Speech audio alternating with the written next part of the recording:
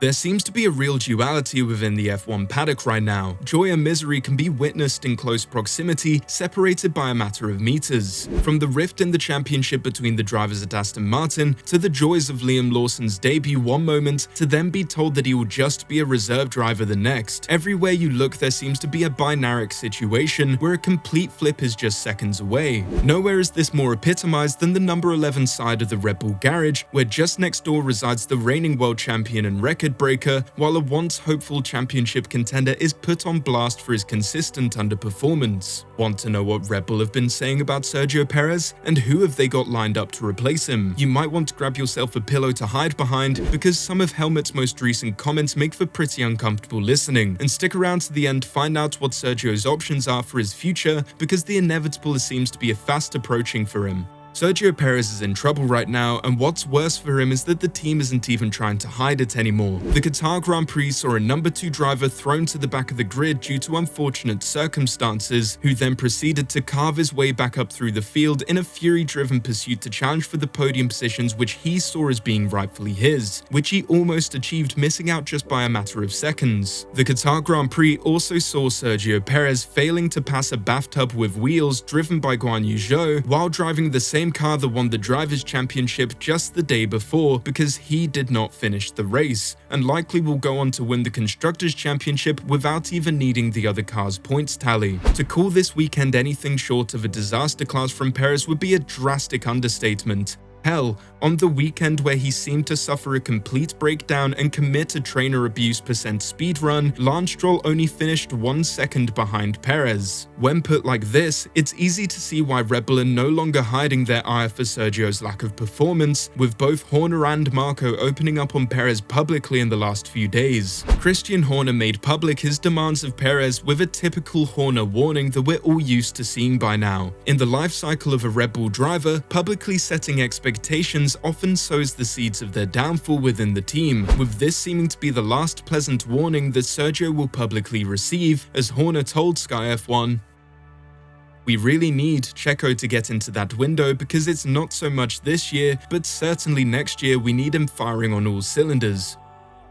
This on its own would be alarming, but it's typically where these conversations with Horner would end, with a look to the future and a positive outlook that they can get the Red Bull number 2 into the window that they need to continue competing at the very top of the sport when the rest of the teams inevitably catch up, especially with what we've learned of McLaren, Mercedes and Ferrari in recent weeks, as well as Aston Martin threatening to return to their early season form next year. However, what makes this more alarming for Checo is that Horner didn't just stop there, as he went on to openly discuss his thoughts on the Mexican drivers' weekend, going on to say, "Checo has had a bit of a shocker of a race. He's had a horrible weekend, the incident on Saturday, and unfortunately the 3 penalties in the race. I think we really need to sit down with Checo, because we all know what he's capable of, and he's not hitting that form at the moment. We desperately need him to find the form to keep this second place in the championship. It was frustrating that he's only come out of the weekend with 1 point. Even starting right from the back of the grid, I think there was an opportunity to score heavily or at least decently."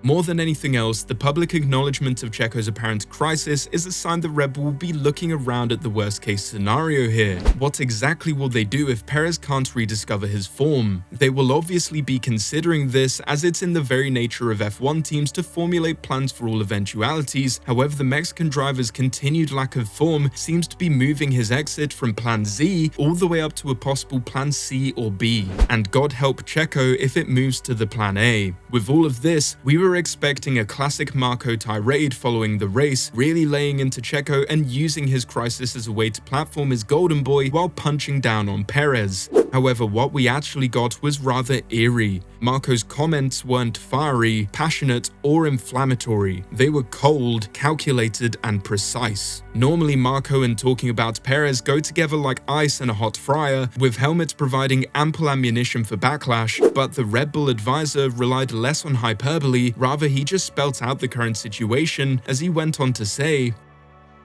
"The gap is simply too big at the moment, because second place in the World Championship is also at risk now," Marko told ORF after Sunday's race. In general, we want to implement the contractual situation, which lasts until 2024, and that's entirely up to him now, Marko continued. But then we have 3 relatively good drivers in AlphaTauri.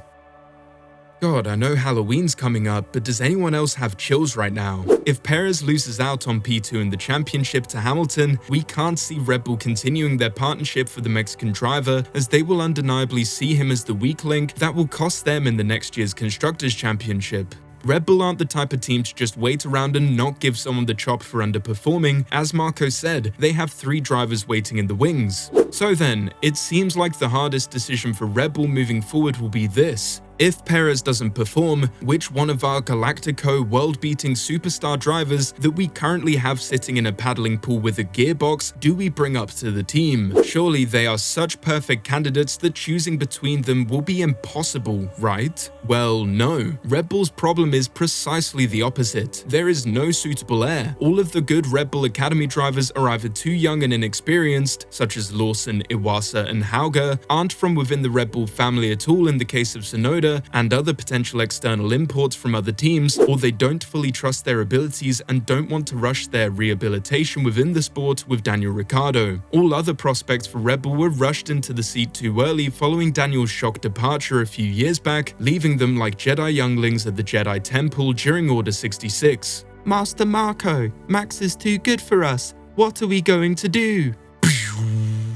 Even with the prospects mentioned, Marko has made it clear that the only appropriate option he'd want are currently unavailable, naming obviously both McLaren drivers, but also throwing in a name that really caught us off guard.